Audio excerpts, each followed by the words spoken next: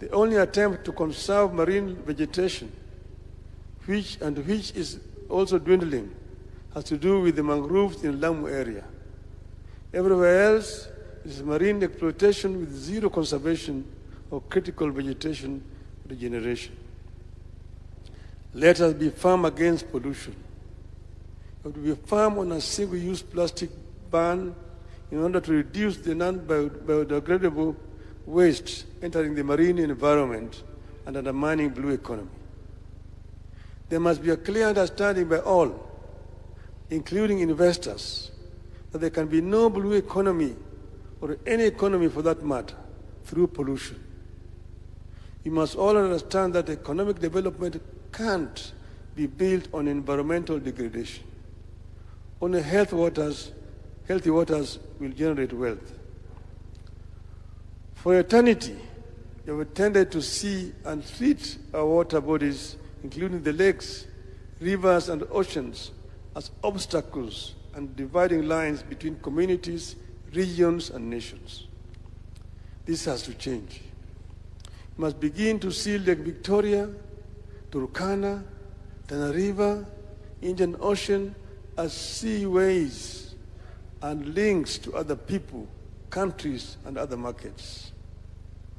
In this regard, the effort by the government to revive and modernize the port system and supporting piers and other infrastructure is highly commendable as a journey towards the realization of the economic potential of the Marines.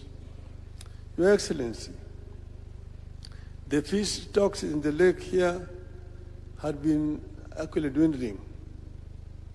In the 60s, there was a research that was being carried out by the East African Fisheries Research Institute, which is based in Jinja. It was led by the late Professor David Basau. When they realized that the indigenous fish was dwindling, they decided to import species from other countries. They went to Lake Superior in Canada and bought another species of tilapia, different from the indigenous tilapia known as the Tilapia nilotica.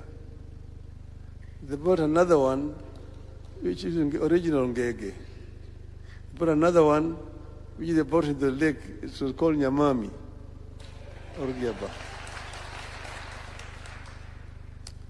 Then they went to Lake Kyoga in Uganda and bought another fish, that is the perch. It's called the Nile perch. The Nile perch was not indigenous to the lake.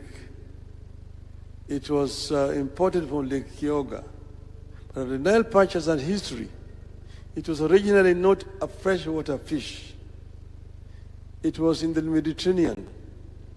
Your Excellency, you know, if you bring a saltwater fish into the freshwater fish here, it will not survive. It dies. Like if you take the freshwater fish to the Indian Ocean, it also dies.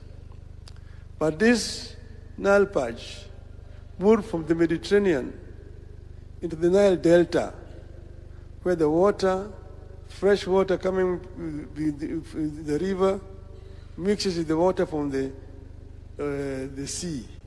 And then the water in the delta is not very salty. That is how it started to acclimatize itself with fresh water. It started now moving up the river. The fishermen who caught it brought it up the rapids. That's how it managed to come all the way to Lake Kyoga. But from Lake Kyoga, it could not come into the Nile because of the Owen Falls. It is that team led by Professor Wasau that brought it from there and planted it into the lake here to increase the need. And at that time, Your Excellency, the research was based in Jinja for the entire East Africa. And fishing in the lake was not restricted.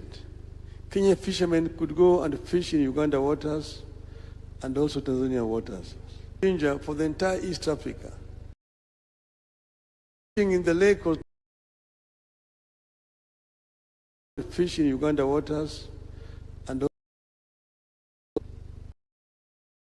changed.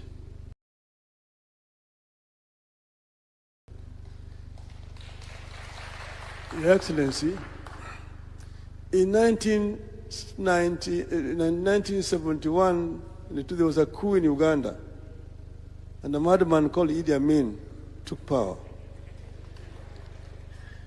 Idi Amin, in his madness,